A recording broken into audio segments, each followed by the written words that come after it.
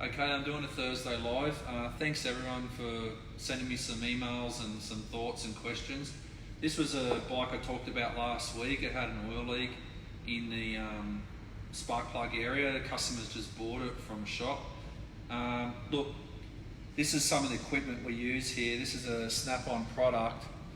They're over $1,000, I think, these things. I've had it for years, but basically the guys took initiative and we thought it was a gasket, but it's not. The actual cylinder head's cracked. So this bike's had bad tuning, and some people don't understand why I go on so much about it, but this is why. So the head's cooked. It had coolant issues as well, I reckon, in the past. And there was some evidence there of the rocker cover being loose. So this customer's bought it from a shop. Rocker cover's loose, oil down the plug hole, bike misses. It's a disaster. I really feel sorry for the customer. The thing is, you should, if you want, give me a call or get us a look at bikes. Some people bring bikes in that they've looked at in the papers or the shops and want an opinion on it. I'll give you an educated opinion and 25 years experience of working on motorbikes. And so will any of my team. I trust any of my team to make an opinion or go over and check a bike out. But these are tools that a lot of shops don't have. They might have a cheaper version, but I actually use this in my racing as well. So when we're building motors in the dyno room, we're clearancing motors and blueprinting motors. And during a running period, we'll take photos before and after and during and see how our cylinders and our torque honing and things like that. You don't see any of that in other places because they don't even understand it and they don't log any of this stuff. But even in my racing, the fuel bike, like instead of pulling my motor down if I've had a suspect run where it hasn't gone to plan, I'll put the camera down the bore and see what the bore and the valves are doing and then make a decision. Am I going out again? Do I have to rebuild the motor before the next race? Things like that. I have all this equipment here. So this is the V-rod head. It's been hot. That's the same head here. It's all cracked around here, around the exhaust valve, and then it's just shifted. I've seen it before. It's just typical, just people. These V-rods unfortunately end up in shops with people that don't know what they're doing very commonly. And they're sort of like the TLR days to me. The Suzuki TLR was a bit of a fad and they all got wrecked. But anyway, look, that's what's happened. We'll pull that head off, we'll pull that motor down and fix it up. I don't think I'll be welding in there. I think it'll need a new head. I do have heads around, I'm pretty sure.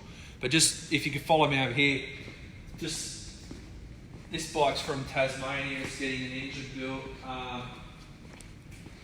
Just some of the things, like a lot of people, so that engine, that bike there, right? We just don't slap pistons and slap cams and slap combinations together that come in kits, whether it be S&S or Scream and Eagle.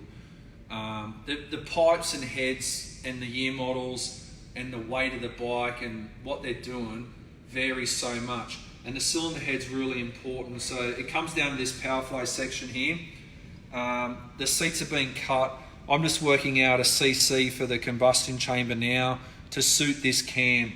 I find in the 110 range the cams can be a bit one way or the other, and so we use the burette here, another tool in the workshop. As I said, you don't see this in normal shops. It's just, this is day to day. So when we build a motor, this is what we do. I'm not interested in what anyone else does because they don't even get into this stuff. We're making crankshafts, we make our clutches. We do a whole lot more here and go really in depth into it. So this is just a simple dyno, a guy from Tasmania getting a 110, but it doesn't matter. It gets treated like that race bike here to me, and the best results will come out of it every time. So you'll find it's not taught this stuff in tech anymore. It's really brought down from older guys. I call myself older, 44, but the younger guys don't get into it as much, but the guys here do, because this is what we do. We make things go fast and reliable, and we keep an eye on them. Things like that tool there, the camera, is another useful thing. I'm really pumped. I'm going to be testing this bike in a few weeks, and a few guys from Melbourne are coming up in South Australia, and I'm just really pumped to be back doing this fuel bike again. I've had a bit of time off with it. You know, the season should be good. We should be strong with a lot of Harleys this year, and I'm working with new guys with nitro bikes, so get out to the tracks. I'm not sure what events I'll be doing, but I'll be making a big impact when I do.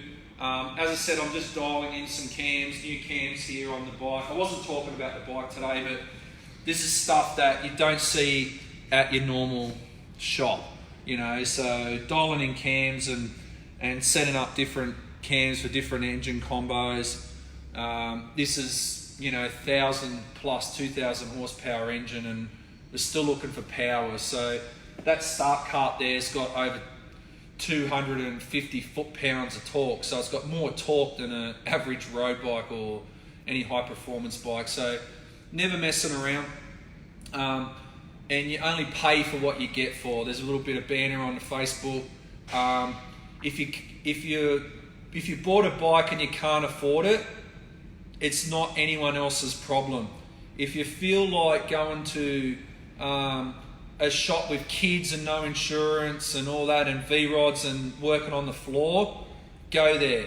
But don't ever put down this place on my workers or anything like that. This place has all this machinery. There's no shop like it in Australia. Actually, there's a couple, but they're not in Sydney.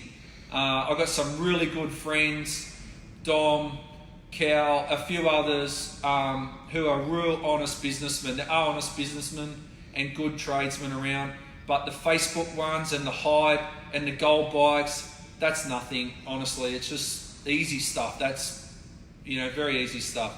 But look, come to APL when you want the job done right at the right price, and you only pay for what you get in life. That's how it is. And you know, this is the most sophisticated shop in the country. So you can. There's a couple of Lex R80s there on servicing. It doesn't matter to me. I'll help anyone, work on anyone's bike, work with anyone's budget. Just call the team. Have a good day. Thanks heaps.